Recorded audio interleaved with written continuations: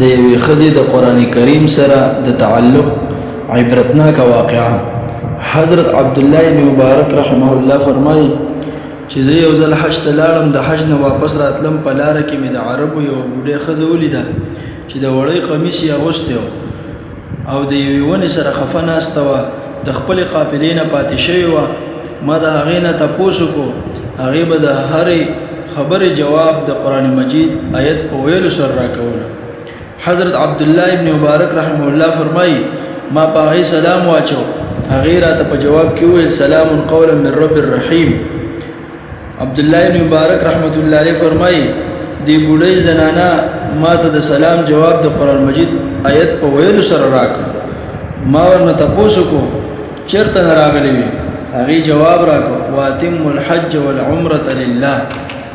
زه پوه شوم چې د حج کولو دپاره راغلې ده. ما ورته وویل دلته څه کوې؟ هغې راته وویل من یضلل الله فلا هادي له. زه پوه شوم چې لار ترې ورکه شوې ده. ما ورته وویل اوس چېرته ځې؟ هغې وویل سبحان الذي اسرى بعبده ليلا من المسجد الحرام الى المسجد الاقصى. زه پوه شوم چې حج یې ادا کړی دی، اوس بیت المقدس طرف ته ځي. ما دې تپوس وکړو دلته د څو ورځو نه ناسته یې؟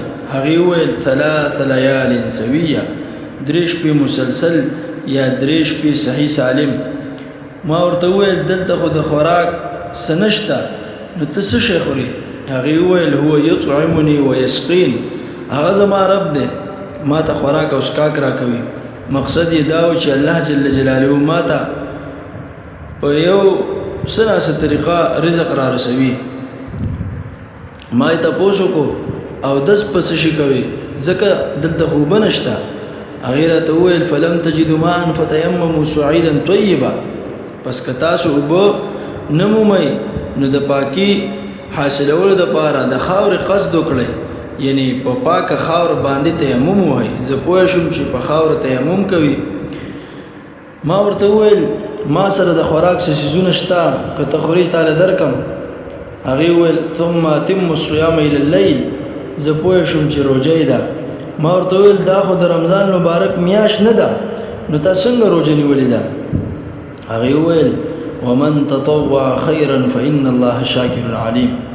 څوک چې په خوشحالۍ سره نیکي وکړي نو بېشکه الله جل جلاله ډېر قدردان پوهه دی. زه پوه شوم چې نفلي روژه یې نیولې ده. ما ورته وویل په سفر کې خو د روژې ماتولو اجازه شته؟ نو هغې راته وویل وان تصوموا خیر لکم ان کنتم تعلمون. او چې روژه وساتئ نو دا ستاسو دپاره غوره ده که چېرته تاسو پوهیږئ. نو ما ورته وویل ته زما په شان عامې خبرې ولې نه کوې چې هره خبره د قرآن مجید په آیت ویلو سره کوي؟ هغې وویل ما یلفظ من قول الا لدیه رقیب عتید. د انسان د خولې نه چې څه خبره وځي نو د ده سره یوه ساتونکې فرښته ده لیکلو دپاره تیاره ناسته وي. مقصد یې دا و چې فرښتې د انسان هره خبره لیکي. نو ځکه د احتیاط د وجې عامې خبرې نه کومه، بلکې هره خبره په آیت ویلو سره کوم. ما دې تپوس وکړو د کومې قبیلې سره تعلق ساتي؟ هغې وویل ولا تقف ما ليس لك به علم ان السمع والبصر والفؤاد كل اولئك كان عنه مسؤولا. د کوم څیز چې تا ته علم نشته هغې پسې مه ځه، بېشکه غوږ، سترګه، زړه د دې ټولو څیزونو نه به د هر چا نه تپوس کولی شي. مقصد یې دا و چې د کومې خبرې د تا سره څه واسطه نشته د هغې په تپوس کولو سره خپل وخت مه ضایع کوه او د داسې خبرو تپوسونه مه کوه. ما ورته وویل ما معاف کړه، ما نه غلطي وشوه چې بې پیدې پوښتنه مې وکړه. هغې وویل لا تثریب علیکم اليوم یغفر الله لکم. تاسو باندې نن ورځ هیڅ الزام نشته، الله تعالی دې تاسو معاف کړي. ما ورته وویل زما په اوښه باندې کښېنې چې خپلې قافلې ته دې ورسوم. هغې راته وویل وما تفعلوا من خیر یعلمه الله. تاسو چې د نیکۍ کوم کار کوئ په هغې باندې الله پوه دی. مقصد یې دا و چې که تاسو ما سره احسان کوئ نو الله جل جلاله به د دې اجر درله درکړي. ما خپله اوښه کېنوله او دې ته مې وویل په دې اوښه باندې کېنه. هغې د سورېدلو نه مخکې وویل قل للمؤمنین یغضوا من ابصارهم. هغې ما ته دا ویل غوښتل چې ته خپل نظر ښکته کړه نو زه به په اوښ سواره شم. ما خپل نظر ښکته کړو او یو طرف ته ودرېدم. کله چې هغې په اوښه باندې کېناسته نو اوښې ورانی وکړو، منډه یې کړه، د دې جامې وشلولې. نو دی وویل وما اصابکم من مصیبة فبما کسبت ایدیکم ویعفو عن کثیر. تاسو چې کوم مصیبت در رسی دا د خپلو لاسونو د عمل په وجه در رسی. مقصد یې دا و چې دلته څه مشکل شته نو ځکه دې اوښې منډه کړه. عبدالله ابن مبارک رحمه الله فرمایي چې ما د دې اوښې خپې وتړلې او د کجاوې تسمه مې صحیح کړه. بیا مې دې ته وویل اوس په اوښه سوره شه. هغې چې زما دا مهارت او قابلیت وکته چې اوښې له مې خپې وتړلې نو ویې ویل ففهمناها سلیمان. د سورېدو نه مخکې د سفر دعا وویله سبحان الذي سخر لنا هذا وما كنا له مقرنين وإنا إلى ربنا لمنقلبون. ما د اوښې پړی ونیو، تیز تیز تلم او په اوښه باندې مې تیز تیز اوازونه هم کول.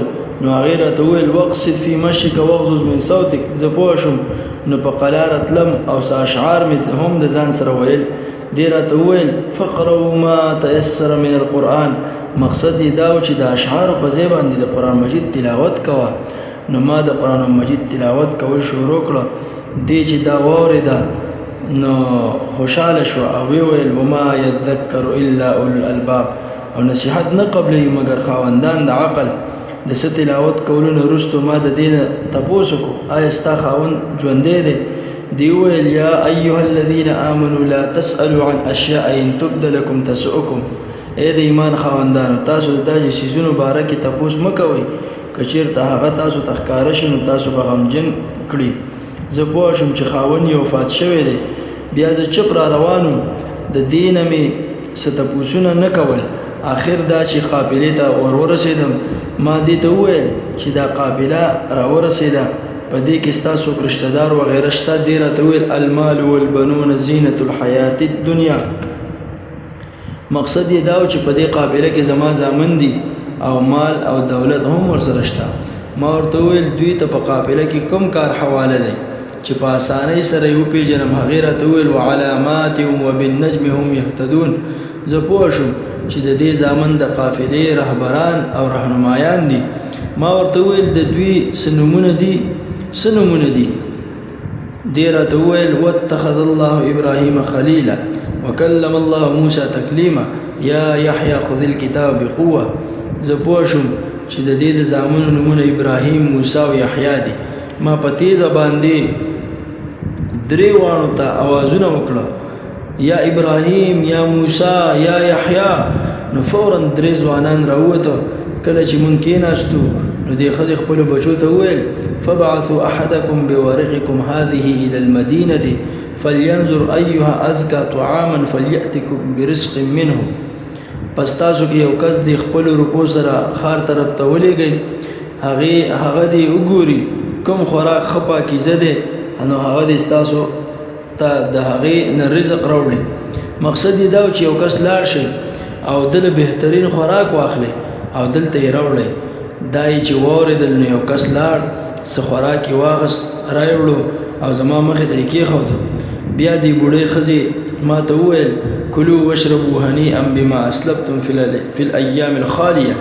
تاسو ښه په خوند او مزو سره خورئ او څکئ په سبب د هغه اعمالو سره چې تاسو په تیرو شوو ورځو کې کړی دی. بیا دې ښځې بل آیت هم وویل ولستو هل جزاء الاحسان الا الاحسان. د احسان بدله صرف احسان دی.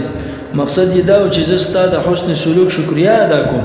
عبدالله ابن مبارک رحمه الله فرمایي چې ما د دې بوډۍ دې زامنو ته وویل ستاسو خوراک په ما باندې تر هغه وخته پورې حرام دی تر څو پورې چې تاسو ما ته د دې بوډۍ حالت بیان نه کړئ. دوی راته وویل دا زموږ مور ده د 40 کالو نه را په دې خوا د دې هم دا حالت دی چې هر خبر او هر جواب د قرآن کریم آیت په ویلو سره کوي.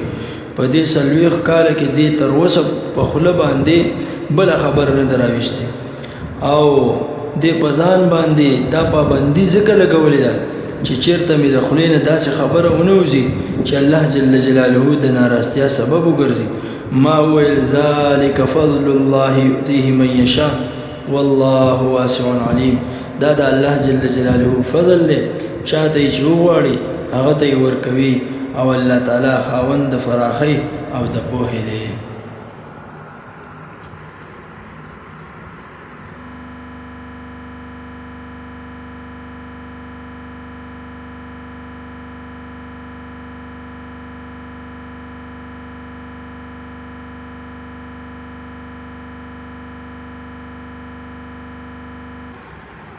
الله جل جلاله دی اول ماته او بیا تاسو ټولو اورېدونکو ته د دې واقعې نه د عبرت اخیستلو توفیق را نصیب کړي